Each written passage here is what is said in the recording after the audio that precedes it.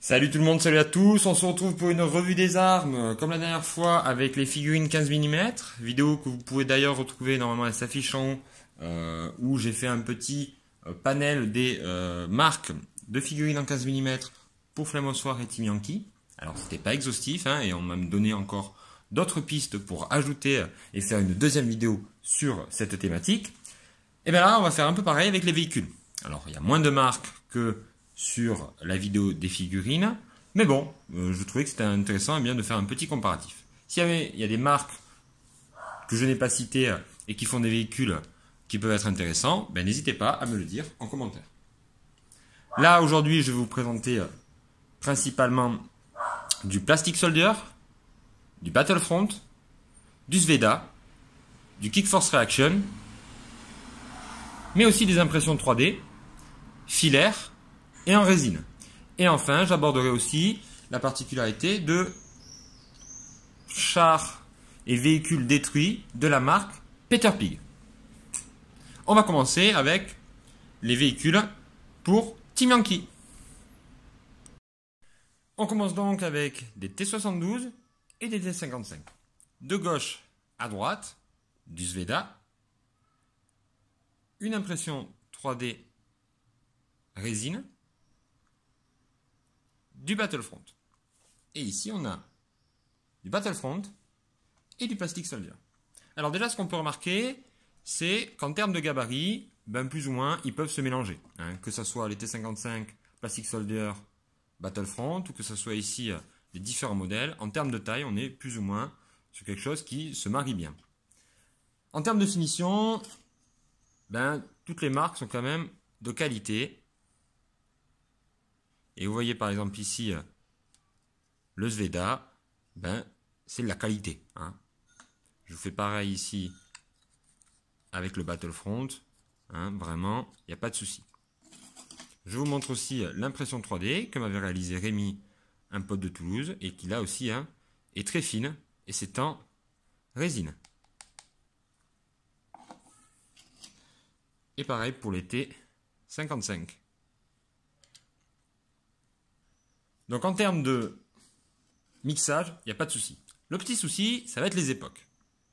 Ici, la tourelle du Sveda, clairement, ça pose un problème parce que c'est plutôt un modèle qu'on va retrouver dans les années 90 ou début des années 2000, plutôt que, il me semble, les années 80, lorsque l'on est en train de faire la guerre du Team Yankee. C'est vrai que si vous voulez mélanger les marques, ça peut poser un souci, mais bon là, c'est si vous êtes tatillon sur les époques. Sveda est très facile à monter.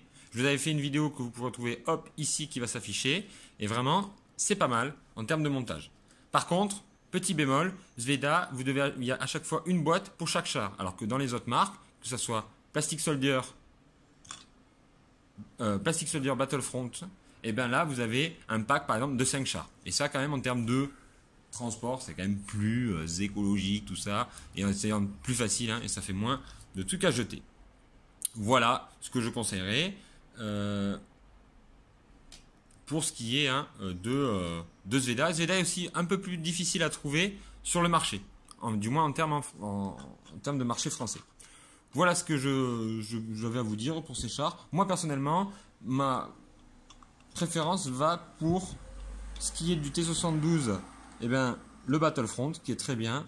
Et pour ce qui est du T55, ben, ma préférence va au Plastic Soldier, puisque je trouve qu'on peut y faire des versions beaucoup plus différentes hein, en fonction de ce que l'on veut faire. Là aussi, je vous montre la vidéo que j'avais faite la dernière fois, hein, et ça permet une plus grande diversité de modèles. Voilà, maintenant on passe à la Seconde Guerre mondiale.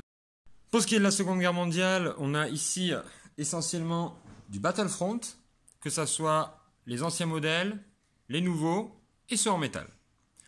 Les sauts en métal, vous allez finalement en trouver assez peu maintenant. Ça va être souvent des vieilles références ou qui n'ont pas été encore produites en plastique. Par exemple, le Firefly, maintenant, vous allez pouvoir le trouver en plastique. Moi, c'était sur le marché hein, de l'occasion que je l'ai trouvé. Donc, en général, tout ce qui est métal Battlefront, vous allez le trouver sur le marché de l'occasion ou sur des modèles spécifiques. Hein. Je pense, par exemple, pour ce qui est de Team Yankee, ça va être une partie de l'artillerie.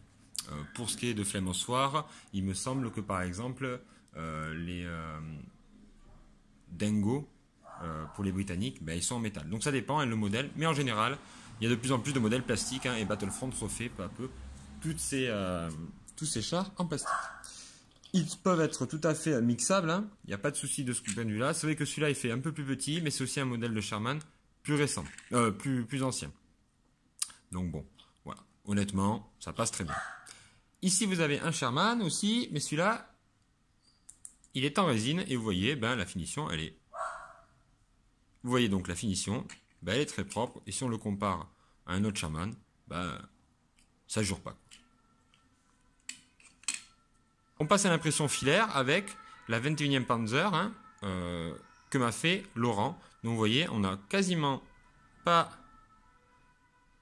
on voit pas hein, trop les traces de l'impression, alors qu'il y a quelques années, hein, on le voyait vraiment beaucoup. Je trouve que ça a vraiment, ça a monté en qualité.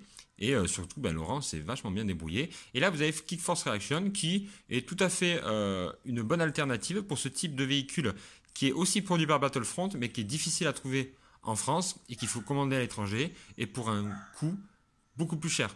Là, je l'ai payé en gros 5 €, alors que c'est quasiment 9 € pour Battlefront, sans compter les frais de port quand ça vient d'Australie. Donc c'est vraiment intéressant si vous avez vraiment des armées spécifiques d'aller chercher chez Kick Force Reaction. Vraiment, moi la 21e Panzer, je vais beaucoup m'équiper, je pense, chez eux.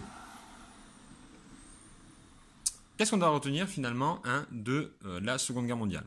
Moi, j'ai pas de Plastic Soldier, mais Plastic Soldier fait énormément de gammes pour la Seconde Guerre mondiale. Il y avait la gamme Churchill qui a quasiment été dévalisée, il n'y en a quasiment plus, par exemple sur Philibert, et qui produit hein, de la même qualité que ce que vous pouvez voir tout à l'heure sur le T55.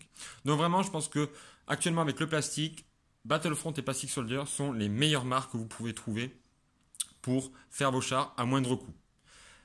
L'impression 3D est aussi une alternative. Si vous avez vraiment l'impression 3D chez vous, il y avait un ami qui peut vous en faire. Clairement, avec de la précision, vous pouvez vous faire des chars vraiment intéressants. Et surtout, un certain type de chars que vous n'allez pas forcément trouver chez les fabricants ou qui ne sont pas accessibles. Et dans ce cas-là, ça peut être une bonne alternative, tout comme Kick Force Reaction. Donc là, c'est vraiment à vous de voir ce que vous préférez. Je voulais vous parler hein, de Peter Pig qui fait ses chars en résine et qui sont des chars qui ont été détruits. Hein, donc vous voyez les pertes là, hein, les tankistes qui sont malheureusement décédés, et le char qui est dans un état assez déplorable. Mais par exemple, moi je vais m'en servir comme objectif pour mes Allemands. Et je trouve que c'est vraiment bien, et ça vraiment diversifie vos tables. Pour mes Britanniques, j'ai aussi pris un objectif pour faire un objectif, c'est cet Universal Carrier qui est détruit avec des blessés à l'intérieur, des pertes. Et moi, je trouve que ça rend vraiment, vraiment super bien. Et je trouve que c'est un vrai plus d'aller chercher chez Peter Pig ces figurines en résine qui représentent des dommages et qui peuvent faire des carcasses sur votre champ de bataille ou même des objectifs. Voilà, j'espère que cette revue vous a plu. N'hésitez pas à me dire, vous aussi, vos marques favorites, celles que vous préférez, d'autres que je n'ai peut-être pas citées. Aujourd'hui, j'ai quand même découvert celle-là qui est vraiment sympa, Kick Force Reaction, et qui permet d'aller chercher un peu des modèles particuliers. Voilà, on se retrouve très vite dans la taverne Ibrahim. Je vous dis à bientôt. Ciao.